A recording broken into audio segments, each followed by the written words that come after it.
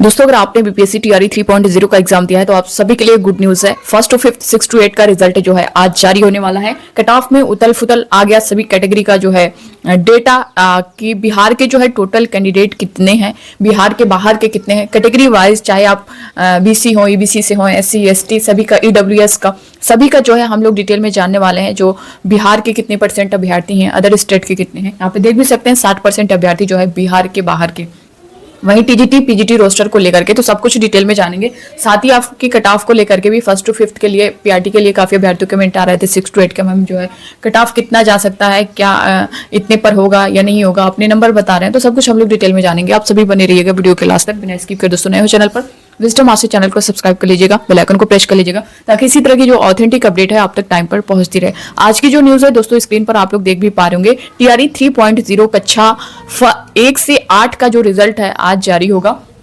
पटना से खबर निकल के आ रही, बिहार लोक सेवा आयोग आज कक्षा 1 से 8 का रिजल्ट जारी करेगा। आयोग ने रोस्टर पहले ही जारी कर दिया है, वही रिजल्ट बाद जिला निर्धारण शिक्षा विभाग तय करेगा। रिजल्ट के बाद काउंसलिंग प्रक्रिया शुरू होगी। तो आपका जो रिजल्ट है वो आज जारी होने का पूरा चांस है। जैसा कि इससे पहले भी जो न्यूज के माध्यम से आपने देखा होगा कि जो डेट बताई गई थी वो 14-15 बताई गई, फिर उसके बाद जो फिर सेकंड जो डेट बताई गई थी वो 15 से 16 बताई गई थी। लेकिन ये जो है ये आज की न्यूज है। आप आज ही आपका रिजल्ट जो है जारी होने की बात की गई है और दोनों का साथ में, यानी पीआरटी और 6 to 8 का, क्योंकि रोस्टर भी दोनों का साथ में ही आपको देखने को मिला है तो रिजल्ट भी आपको साथ में देखने को मिल सकता है। दूसरी चीज दोस्तों, टीजीटी पीजीटी रोस्टर को लेकर के काफी अभ्यर्थियों के कमेंट आ रहे थे कि मैम इसका रोस्टर जो है कब तक जारी होगा। जैसा कि जो डेट बताई गई थी, अगर टीजीटी पीजीटी की बात करें कि 12 नवंबर को ही डेट बताई गई थी कि 12 नवंबर तक टीजीटी पीजी का जो रोस्टर है वो फाइनल हो जाएगा, मगर अभी तक नहीं देखने को मिला है। तो 1-2 दिन का और इसमें टाइम लग सकता है। रिजल्ट की बात करें दोस्तों, इसका जो रिजल्ट है वो 25 नवंबर से 30 नवंबर तक यानी टीजीटी पीजीटी का जो है वो देखने को मिलेगा।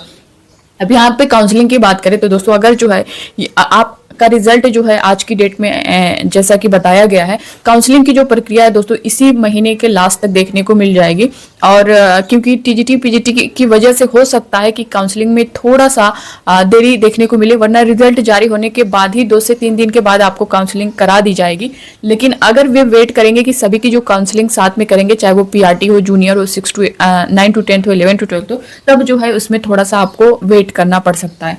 वरना फिर इस तरह से करा दें कि रिजल्ट के बाद तुरंत जो है वर्ग वाइज जो है काउंसलिंग भी कराते चले तो ये और अच्छी बात है। दूसरी चीज दोस्तों यहाँ पे हम लोग सब कुछ जो डिटेल में जानने वाले हैं कि जो आपकी टोटल वैकेंसी थी, कितने आवेदन किए, कितने बिहार के थे, कितने बिहार के बाहर थे, सब कुछ यहाँ पे हम लोग पहले देख लेते हैं।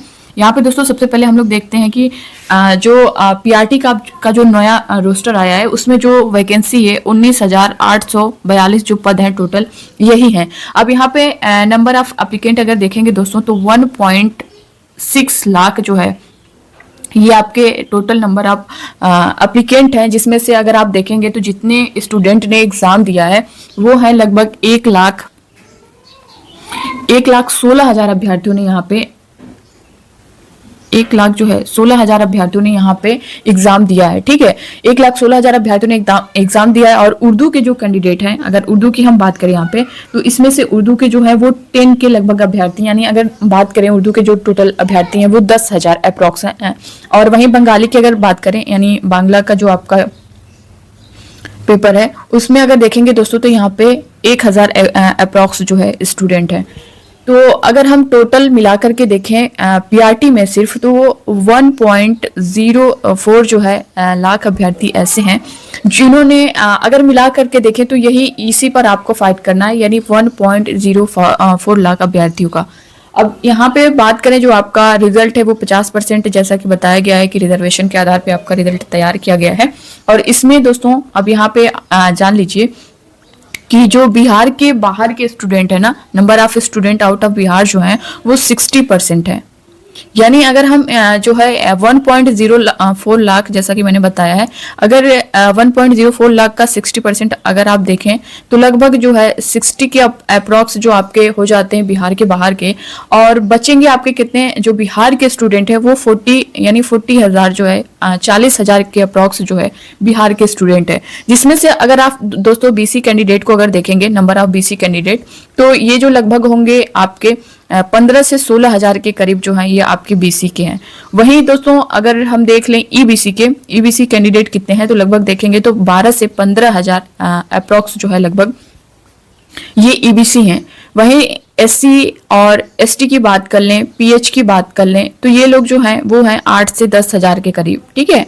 और यहाँ पे जो दोस्तों जैसे कुछ ना कुछ मिस्टेक हुई है जिनसे एग्जाम में ओएमआर शीट को फिल करने में, या कुछ उन्होंने किसी भी तरह की मिस्टेक हुई है जिसकी वजह से उनका रिजल्ट रुक सकता है, रिजल्ट बाधित हो सकता है। बहुत सारे ऐसे अभ्यर्थी हैं जिन्होंने सिग्नेचर नहीं किया है, भूल गए, तो ये सारी चीजें हैं जिसकी वजह से मान लीजिए अगर उनको बाहर कर दिया जाता है तो 3 से लगभग 5,000 ऐसे अभ्यर्थी हैं जो बाहर होने वाले हैं। यहाँ पे 5,000 तक मान के चलिए कि ये 5,000 अभ्यर्थी बाहर होंगे ही होंगे किसी न किसी वजह से।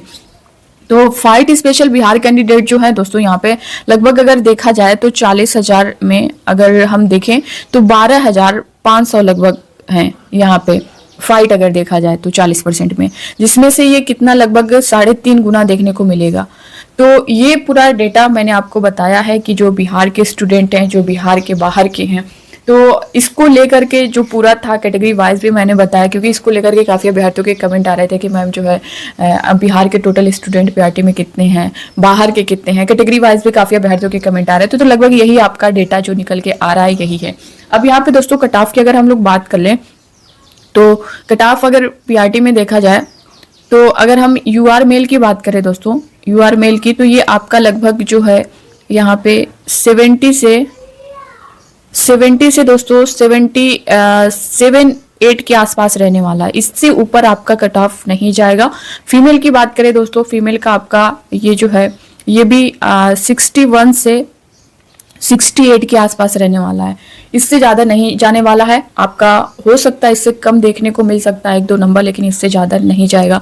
जिस तरह से नंबर ऑफ कैंडिडेट हैं, जिस तरह सारी चीज़ें मैंने आप सभी को बताई भी है। तो ये था दोस्तों। बाकी 6 to 8 से भी काफ़ी अभ्यर्थियों के कमेंट आ रहे थे कि मैम साइंस का कितना जा सकता है, एसएसटी का कितना जा सकता है। तो फीमेल में दोस्तों देखिए, अगर साइंस में, मैथ साइंस में अगर देखा जाए तो 70 के आसपास फीमेल का रहने वाला है। और वहीं मेल का अगर देखें तो आपका 79 के प्लस 2 नंबर प्लस माइनस भी हो सकता है। तो ये आपका है। ये सारी चीज़ें मैंने आप सभी के साथ शेयर कर दी हैं दोस्तों। बाकी से रिलेटेड एक और न्यूज़ है जो कि आप लोग स्क्रीन पर देख सकते हैं। छूटे सक्षमता पास शिक्षकों की काउंसलिंग जो है 21 नवंबर से संभव है। इससे रिलेटेड क्या जानकारी एक बार पढ़ लेते हैं। जिले के 9 फाउंड में चले सक्षमता पास प्रथम शिक्षक अभ्यर्थियों की काउंसलिंग जो है 21 नवंबर से शुरू होने की संभावना है। वहीं अगस्त महीने में आयोजित हुई काउंसलिंग में जिले के 600 शिक्षकों के विभिन्न कारणों से मूल कागजातों का सत्यापन नहीं हो पाया था। जिला शिक्षा पदाधिकारी कार्यालय के अनुसार 20 नवंबर को सक्षमता पास शिक्षकों को मुख्यमंत्री नियुक्ति पत्र बांटेंगे। जिन शिक्षकों की काउंसलिंग नहीं हो पाई उनको अलग से काउंसलिंग प्रक्रिया के तहत मूल कागजातों के सत्यापन बाद नियुक्ति पत्र दिया जाएगा। वहीं 21 नवंबर से होने वाली काउंसलिंग की सूचना संबंधित शिक्षकों को एसएमएस के जरिए भेजी जाएगी। विभिन्न कारणों से मूल कागजातों का सत्यापन नहीं हो पाने के कारण दोबारा काउंसलिंग की संभावना है। वहीं जिला कार्यक्रम पदाधिकारी राजकमल ने बताया कि जिले से 200 सक्षमता पास शिक्षकों को मुख्यमंत्री नियुक्ति पत्र देंगे। जिले से कुल 6,000 शिक्षक सक्षमता परीक्षा में उत्तीर्ण हुए थे। तो ये था दोस्तों इसको लेकर के। साथ ही डॉक्यूमेंट वेरिफिकेशन को लेकर के अगर हम बात करें तो जैसा कि आपको देखने को मिल रहा है कि रिजल्ट से पहले तो डीवी, अब अगर आपका रिजल्ट आ जाता है उससे पहले जो डीवी कराने की मांग चल रही थी, तो अब तो ये नहीं दिख रहा है कि रिजल्ट से पहले आपका डॉक्यूमेंट वेरिफिकेशन करवाया जाएगा। यही चीजें दिख रही हैं कि रिजल्ट के बाद ही आपका डॉक्यूमेंट वेरिफिकेशन होगा। लेकिन जो बीपीएससी के चेयरमैन थे उनका साफ तौर पर कहना था कि जो इससे पहले टीआरई 1.0 2.0 में जिस तरह से काउंसलिंग कराई गई, जिस तरह से डॉक्यूमेंट वेरिफिकेशन हुआ है, इस बार इस तरह की चीज़ें नहीं देखने को मिलेंगी। इस बार जो है वेरिफिकेशन में बदलाव किया गया है। एक ही बार जो कुछ होगा, अगर जो है वो अभ्यर्थी किसी भी तरह से फेक पाए जाते हैं तो उनको बाहर कर दिया जाएगा। तो अगर आप इस तरह की चीज़ें कर रहे हैं तो फिर तो आपको सप्लीमेंट्री रिजल्ट या वेटिंग लिस्ट जारी करना चाहिए, क्योंकि रिजल्ट आप अगर दे रहे हैं तो उनमें से फिर उसके बाद जब आप डॉक्यूमेंट वेरिफिकेशन कर रहे हैं तो बहुत से ऐसे अभ्यर्थी हैं जो वहाँ पे हजारों अभ्यर्थी ऐसे हैं लगभग जो बाहर होने वाले हैं।